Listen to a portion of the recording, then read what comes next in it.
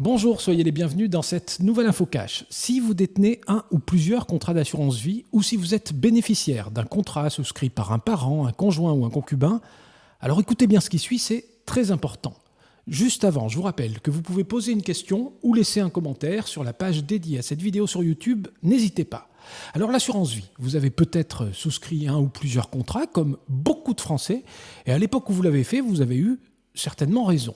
Rendez-vous compte que l'assurance vie représente une montagne colossale de 1900 milliards d'euros. Alors si vous avez du mal avec ce nombre, prenez un bout de papier, écrivez le nombre 19 et vous rajoutez derrière 11 zéros. Voilà, ce montant, c'est l'épargne des Français investie en assurance vie. Aujourd'hui, on va parler d'une partie spécifique de l'assurance vie, les fonds en euros. Il s'agit du volet sécurisé, du volet garanti de l'assurance vie. Vous ne pouvez pas perdre d'argent parce que l'assureur s'est engagé, lorsque vous avez signé le contrat avec lui, s'est engagé à vous rembourser au minimum ce que vous versez, ou quasiment au minimum ce que vous versez. Et comme il n'y a pas de risque, les Français adorent les fonds en euros. 80% de l'encours, 80% de cette montagne de près de 1900 milliards d'euros sont investis sur ces fonds en euros. Le problème ?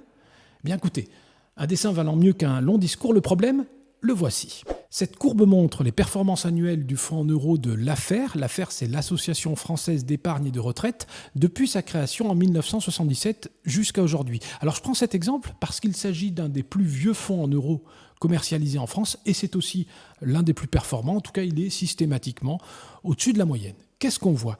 Eh bien, on voit qu'au départ, l'affaire a très bien fonctionné. En 1983, rendez-vous compte, le fonds euro affaires a distribué 16,13% d'intérêt aux épargnants.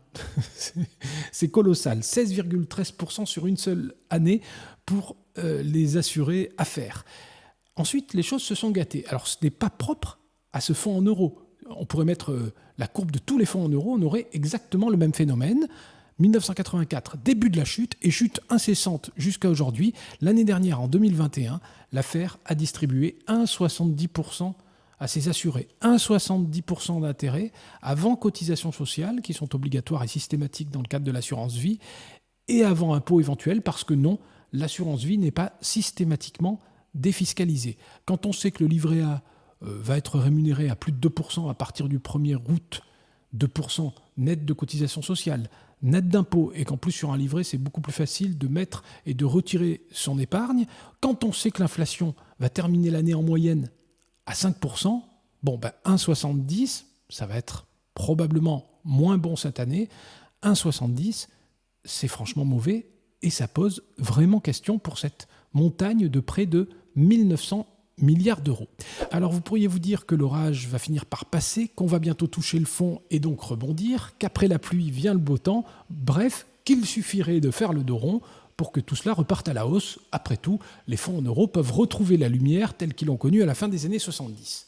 Attention, car un autre risque se présente, celui du blocage, le blocage désormais prévu par la loi de tout ou partie de votre assurance vie. Si une telle mesure devait entrer en vigueur, la loi existe déjà, on va l'examiner dans un instant, vous ne pourriez plus disposer librement de votre argent. Il se trouve que ce risque qui se présente aujourd'hui, je l'ai décrit longuement dans ce guide paru aux éditions Jean de Portal il y a un an, en juin 2021. Vous pouvez toujours vous le procurer, je vous laisse le lien dans le descriptif de cette vidéo. Et voici justement ce que disait Patrick Artus, l'économiste Patrick Artus, à propos de l'assurance vie en euros. Il me disait, dans une économie où la tendance devient la hausse de l'inflation, de toute façon, il ne faut pas être investi en obligations. Mais pourquoi l'économiste parle-t-il d'obligations ? Parce qu'avec votre argent, les assureurs ne peuvent pas faire n'importe quoi. Ils vous ont promis de vous rembourser à tout moment. Dès que vous avez besoin de votre argent, ils vous rendent au minimum ce que vous avez versé. Ils ne peuvent donc pas prendre de risques et c'est pour ça qu'ils investissent essentiellement votre épargne en obligations. Regardez, pour 100 € investis en assurance vie, alors on parle toujours des fonds en euros, la partie garantie de l'assurance vie, pour 100 € versés, 79,08 € en moyenne sont réinvestis en obligations. 100 € épargnés, 79 partent en obligations. Donc les obligations, on le voit, composent l'essentiel de votre épargne en assurance vie. Mais c'est quoi une obligation ? Eh bien, une obligation est un titre financier, un peu comme une action. Mais si une action est un titre de propriété, vous détenez l'entreprise dans laquelle vous investissez, une obligation est une reconnaissance de dette, un titre de créance. Car, tout comme les particuliers, les grandes entreprises et les États ont besoin d'emprunter. Et vous, via l'assurance vie, vous leur prêtez de l'argent. Selon la Banque de France, les assureurs français détiennent 20% de l'énorme dette du pays. Via l'assurance vie, les particuliers sont donc indirectement détenteurs d'une partie significative de la dette publique française, se félicite le ministère de l'Économie et des Finances sur son site. Voilà, si vous vous demandez qui détient la dette française, eh bien c'est peut-être vous, via votre assurance vie. Alors, il faut voir l'obligation comme un prêt d'argent pour une certaine durée, par exemple 10 ans. Donc, lorsque l'assureur investit dans une obligation, il prête de l'argent, ou plus exactement, votre argent. Et comme il ne veut surtout pas prendre de risques inconsidérés avec ça, il se tourne généralement vers les États ou vers les grandes entreprises les plus sûres, les emprunteurs qui ne vont pas faire défaut puisqu'ils doivent vous rembourser à tout moment si vous avez besoin de récupérer votre argent. Voilà pourquoi l'assurance vie suit comme son ombre le taux de ses obligations. Regardez ces courbes. Vous avez ici en bleu le taux moyen des obligations d'entreprise en ligne pointillée et puis en ligne continue le taux moyen des obligations d'État. La courbe orange, c'est celle du taux moyen de rendement des fonds en euros, autrement dit la rémunération de votre assurance vie. Eh bien, on voit que cette courbe orange rejoint implacablement les courbes des taux obligataires en bleu et c'est tout à fait logique puisqu'ils y sont très majoritairement investis. Autrement dit, la courbe orange suit les courbes bleues. Alors, que peut-il se passer aujourd'hui ? Eh bien, si les courbes bleues, si les taux remontent, la courbe orange va remonter. Oui, mais pas tout de suite.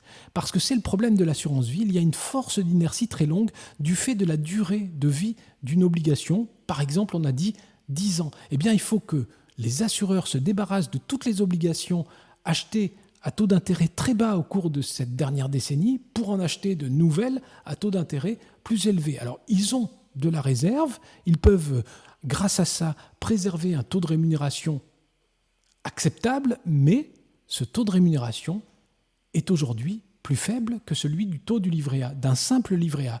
Donc quand les épargnants vont se rendre compte de ça, ils vont demander à récupérer massivement leur argent de leur assurance vie pour le remettre, par exemple, sur un simple livret. Et le risque, c'est que les assureurs soient obligés de revendre à perte le wagon, la montagne d'obligations qu'ils détiennent, et s'ils le revendent à perte, ils n'auront peut-être pas assez d'argent, c'est le risque, pour rembourser tous les épargnants. La loi dont on parlait tout à l'heure sert à ça, et voici ce qu'elle dit. Il s'agit de la loi dite Sapin 2, du nom de Michel Sapin, l'ancien ministre de l'économie. Elle stipule que le Haut Conseil de stabilité financière, qui dépend de Bercy, peut prendre des dispositions pour protéger les assureurs vie fragiles, dont voici des extraits. D'abord, limiter temporairement l'exercice de certaines opérations ou activités, y compris l'acceptation de primes ou versements. En clair, vous pourriez ne pas pouvoir verser, rajouter de l'argent sur votre contrat d'assurance vie. Deuxième point, restreindre temporairement la libre disposition de tout ou partie des actifs. Alors là, il s'agit purement et simplement d'un gel de votre argent.